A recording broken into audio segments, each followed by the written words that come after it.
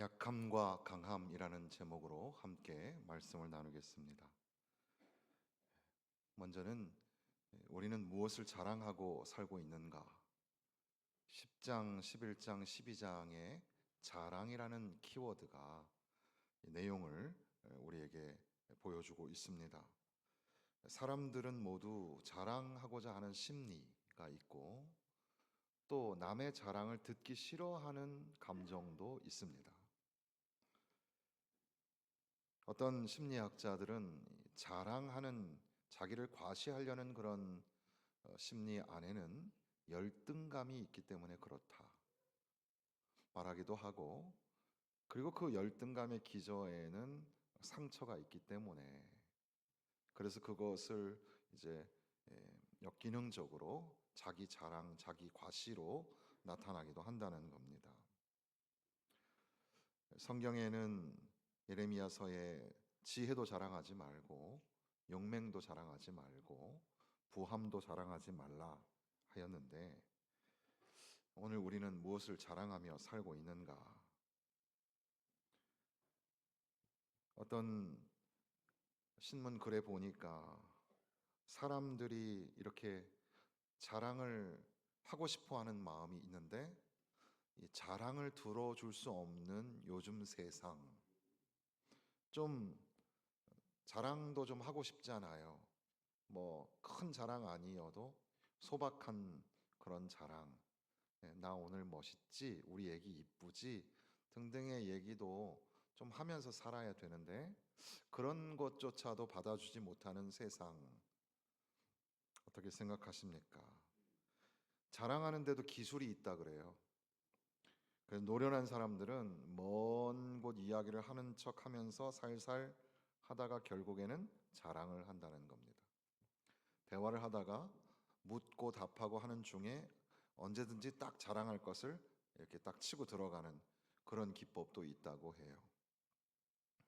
젊은 사람들은 SNS에다가 뭔가 슬며시 노출을 시킵니다.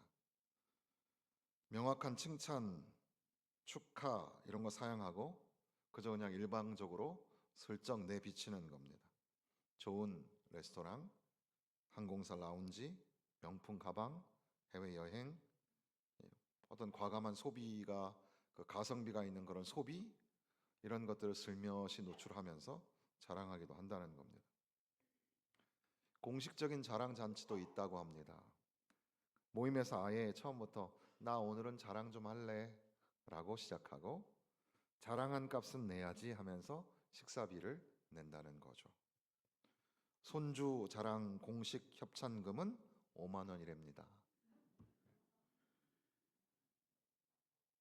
뭐 이렇게까지 해서 자랑을 해야 할까? 하지만 또 자랑하는 거 참기도 어렵죠.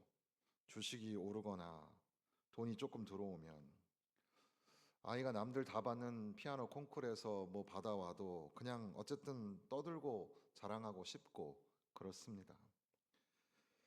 어떻게 보면 자랑은, 이 수필가가 하는 말이 결핍과 외로움의 표출이 아닐까.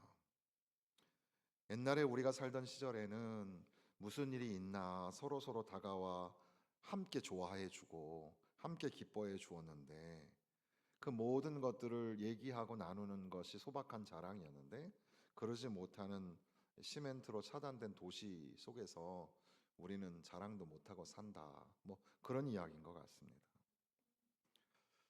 바울 사도는 오늘 여기 이 고린도 후서에서 자랑이라는 단어를 사용하는데, 바울 사도도 인간적으로 보면 자랑할 것이 많이 있었는데, 오히려 여기 흐르는 문맥을 보면 자랑할 것은 자랑하지 않고 우리의 상식으로 볼 때는 자랑할 수 없는 것, 그것을 자랑한다고 고백하고 있습니다.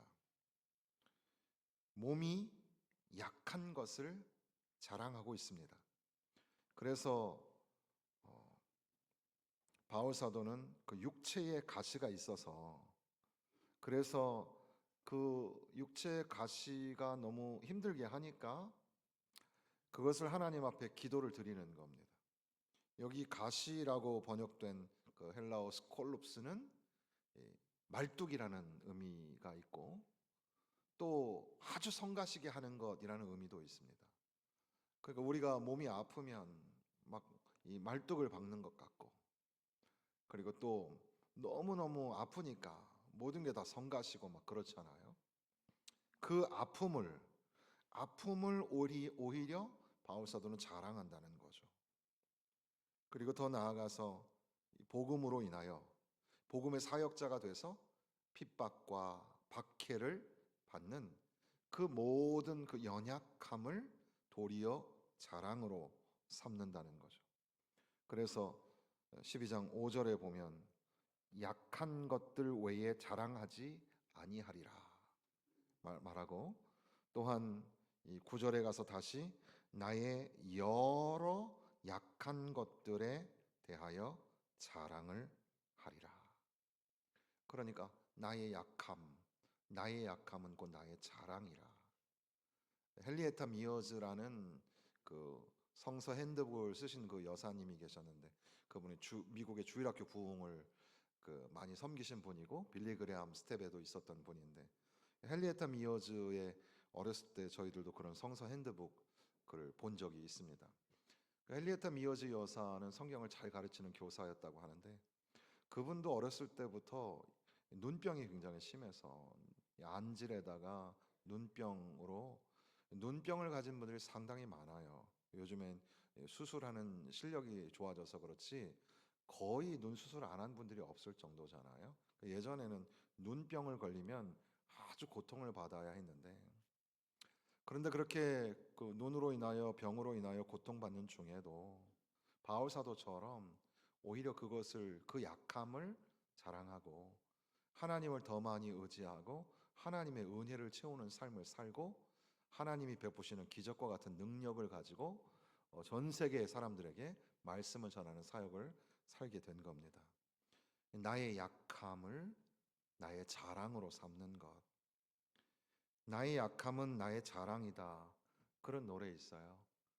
참 고마운 친구 나의 예수님, 나는 깨지기 쉬운 질그릇과 같으니 때론 낙심해도 포기치 않음은 예수의 생명이 내 안에 있기에 내 삶의 동행자 나의 예수님, 나는 기대가 없는 어린 나귀 같으니 늘 쓰러져도 다시 일어남도 예수의 생명이 내 안에 있기에 나의 약함은 나의 자랑이요 나의 실패는 나의 간증이요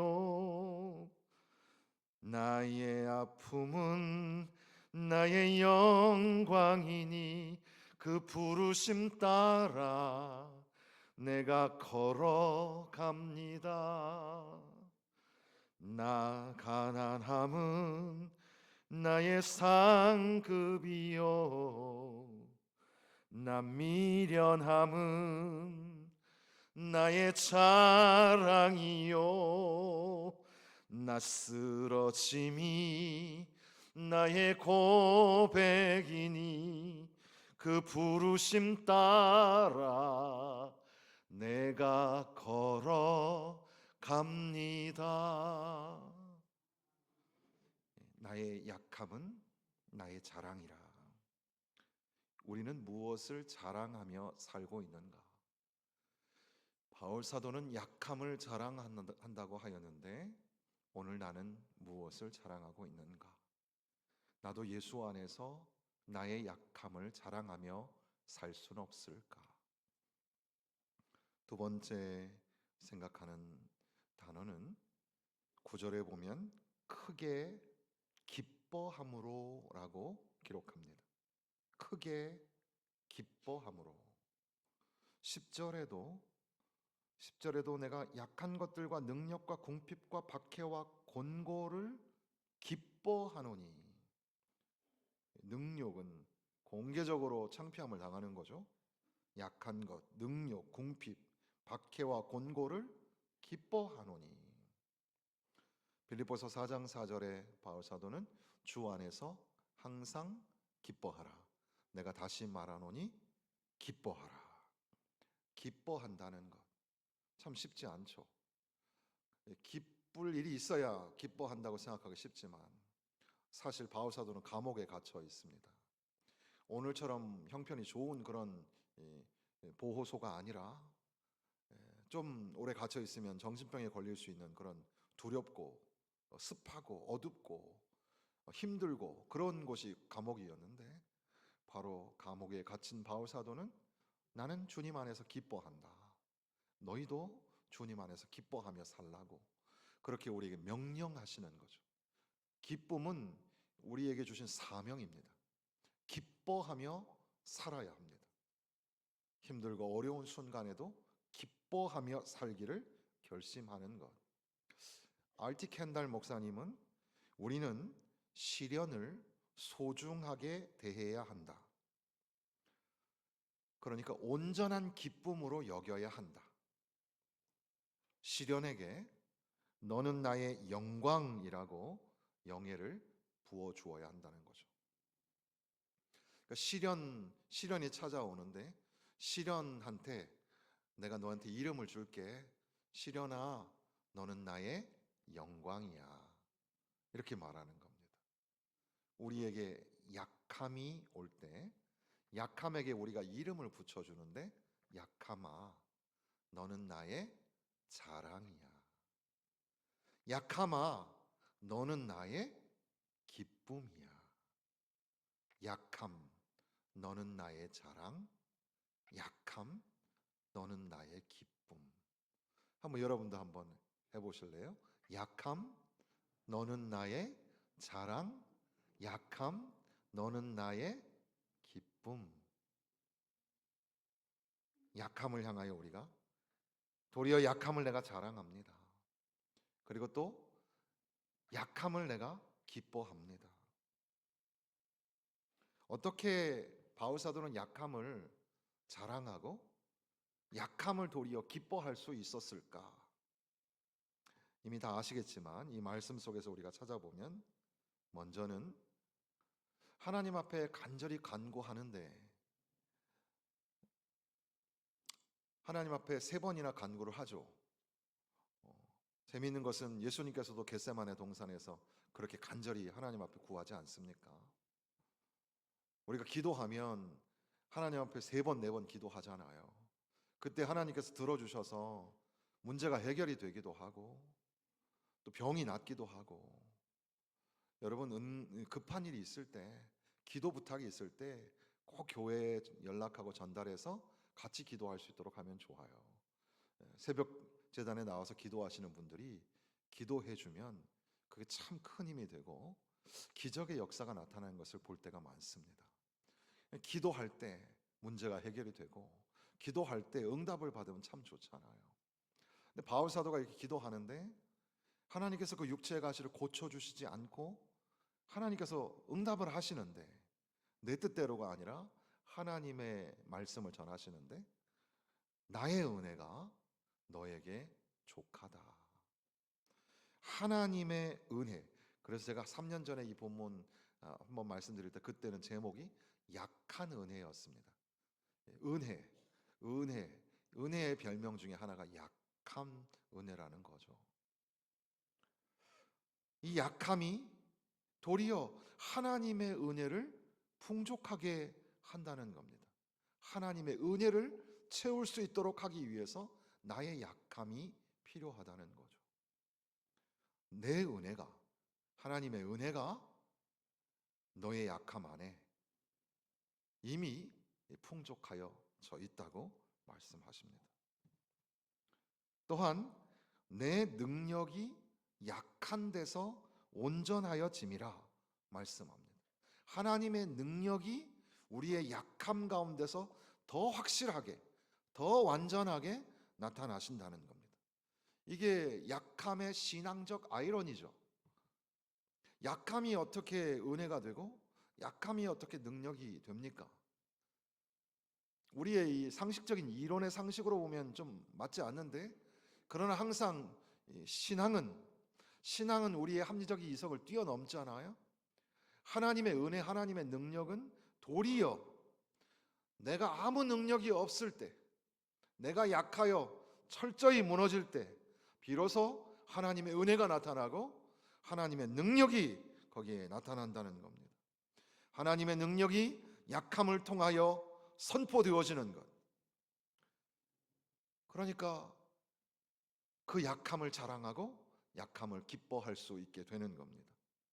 이렇게 하나님의 능력이 약함을 통하여 선포되어지는 그 클라이막스가 바로 십자가입니다.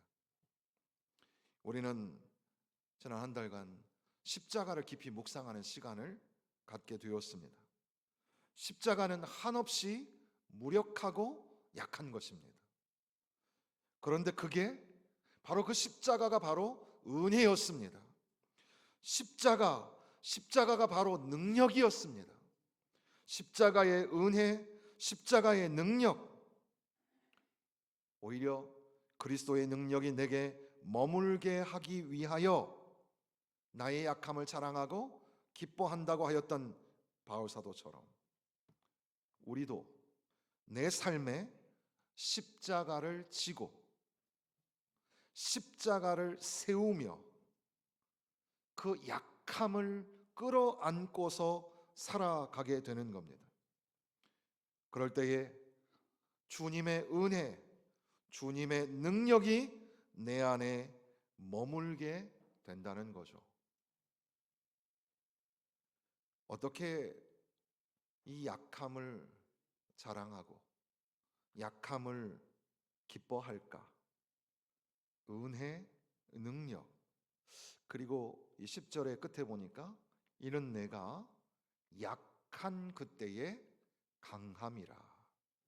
내가 약할 때 하나님의 강하신 손길이 나타나게 되는 거죠. 약할 때 강함 되시네 나의 보배가 되신 주 나의 모든 것 주 안에 있는 보물을 나는 포기할 수 없네 주 나의 모든 것 예수 어린 양 존귀한 이름 예수 어린 양 존귀한 이름. 약할 때 강함이 되신다. 바울 사도의 편지는 항상 강하지만 그러나 바울이라는 사람은 참 약한 사람입니다. 어떻게 보면 바울이 말하는 그 약함은 뭐 고상하고 특별한 약함이 아니라 자기 자신의 연약함, 그러니까 예수 그리스도의 복음을 전하기 위하여 수고하고 섬기느라고 우리에게 주어진 인생 이 삶을 사느라고 열심히 살다가 온 몸이 다 지쳐버린 그런 하나님의 종의 일반적인 약함, 그러니까 저와 여러분들이 경험하는 동일한 약함, 그것을 의미합니다. 그런데 6절에 있는 것처럼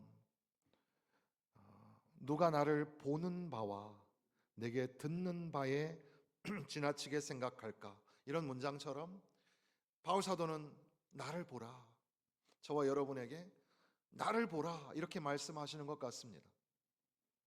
바울 사도가 당하고 있는 약함, 고난과 핍박, 어려움, 이것들이 오늘 우리의 삶에도 있습니다. 우리도 약함을 가지고 살아가는데 바울 사도는 그 약함을 도리어 자랑하고 약함을 기뻐하는 삶을 산다고.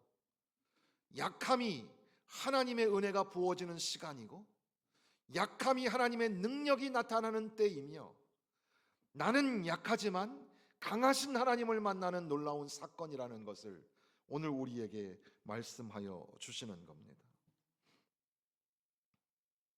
최승락 교수는 약함을 통한 능력은 그리스도의 길을 따르는 자들에게 패스워드와 같은 역할을 한다.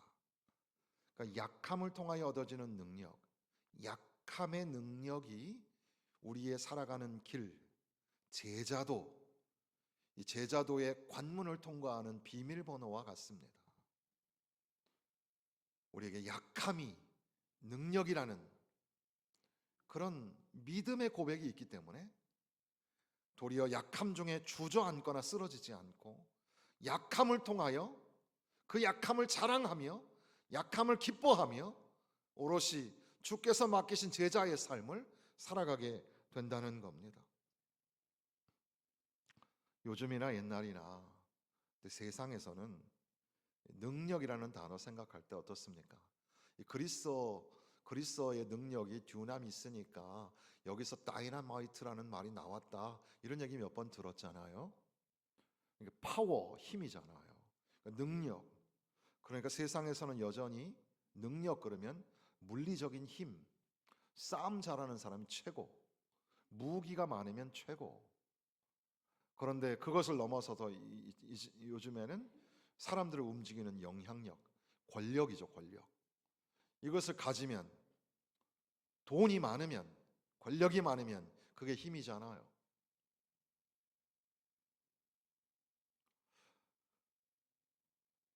교회도 세상을 닮아가면서 교회에서도 돈이 많으면 최고라고 생각하고, 교회 건물이 크고 그러면 최고라고 생각하고,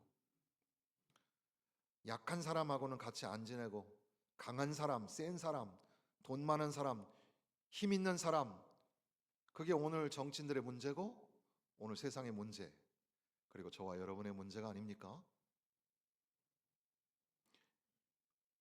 약한 자를 돌보고 약한 자를 위해서 교회가 가져야 할 사명이 있는데 우리는 언젠가부터 약자의 편에 서지 않고 강한 자의 눈치를 보면서 살아가고 있는 것은 아닙니까?